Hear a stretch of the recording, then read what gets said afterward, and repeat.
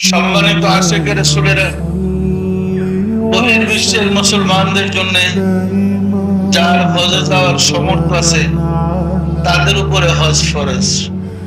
সাধারণত দড়িরা বহির্বিশ্ব থেকে হজে যায়, আর ধনীরা সাধারণত ধর্মের ব্যাপারে উদাসীন থাকে। যারা ধনী সাধারণত ধর্মকর্ম করতে চায় না, অনীহা মধ্যম শ্রেণীর লোকই বেশি ধর্ম করে, আর একদম নিম্ন শ্রেণীর লোক ধর্ম করতে চায়। আমার বাইক কিছু নেই, দিন মজুরি ছাড়া আমাদের ইবাদত করে লাভ নেই। সম্মানিত আশিক রাসূলেরা, ধনীদেরকে পাঠানো হয় মতো কাবলা আনতা মৃত্যুর আগে মরা বিদ্যা শিক্ষা করে নাও। একটা কোর্সের জন্য, ধনীদের জন্য একটা সিলেবাস, একটা কোর্স হজ। হজে গিয়ে তাকে যাওয়ার সময় আমাদের এহরাম বাঁধতে হয়। এহরাম মতো এক টুকরা সাদা কাপড় গায়ে দিয়ে আরেক টুকরা চাদর পরে পরিষ্কার মুর্দার শাস্তি হয়। মৃত ব্যক্তির যেন কাফনের দুই টুকরা কাপড় থাকে, ওই রকম দুই টুকরা কাফনের কাপড় পরে এহরাম। দুনিয়ার যাবতীয় কাজকর্ম তার জন্য হারাম। মানে আমি মরে আছি, মরার বান করে, মানে মরে তো নাই, তাহলে খাই কেমন? বিধানটা দিছে মৌতের, মানে মৃত্যুর আগে মরা বিদ্যা শিখো। মৌতের বান ধরে মানে মুর্দার সাজে।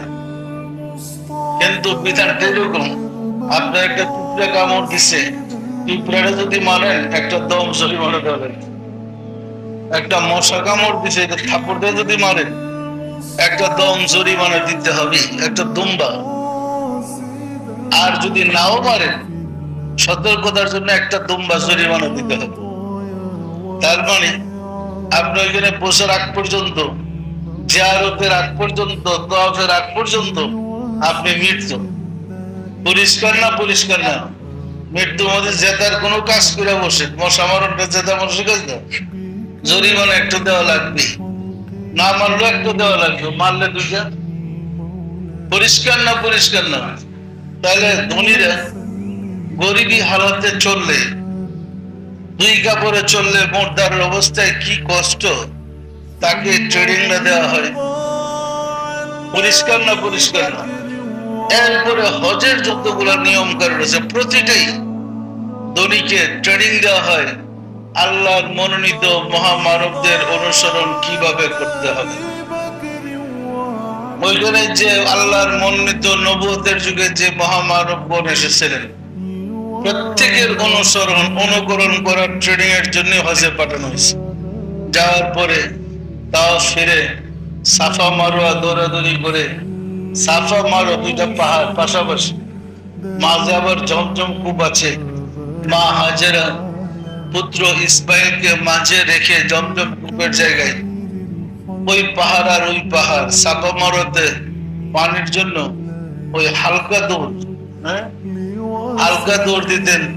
আবার ফিরা ফিরা তাকাইতেন, মানে দেখতেন ছেলেরে বাঘে খেয়ে ফেলে নাকি, বা কেউ নিয়ে যায় নাকি। এইভাবে যে দৌড়াদৌড়ি করতেন। এখন ৫,০০০ বছর পরেও হজ করতে গিয়ে সাফা মারোয়া দৌড়ে, আবার দৌড়ানোর সময় জমজম কূপের দিকে ফিরা তাকাইতে হয়। তার পোলারে নেই, খাইয়া ফেলাই বাঘে। কেউ পোলা আছে?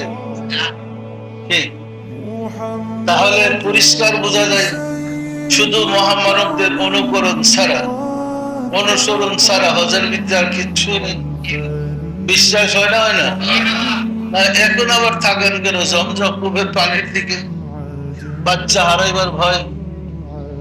এখন আবার দৌড় দেন কেন?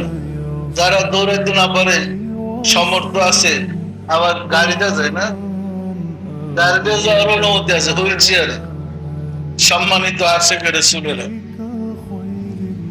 এইভাবে মহামানবদের মা হাজেরা পুত্র ইসমাইল আলাইহিস সালাম দুইজনই তো মহামানব ছিলেন। ওনাদের অনুকরণ ৫,০০০ বছর ৪,০০০ বছর আগে ওনারা যা করছে, আপনারা তাদের অনুকরণ করেন। এটার জন্য ট্রেনিং কইরা ওই মাথায় ঢুকান যে মহামানবদের অনুসরণ এইভাবে করতে হয়। এখন কিচ্ছু নেই, কিন্তু আমার দেশে যদি কোনো মহামানব পায় ওই রকম অনুসরণ শুরু করবে।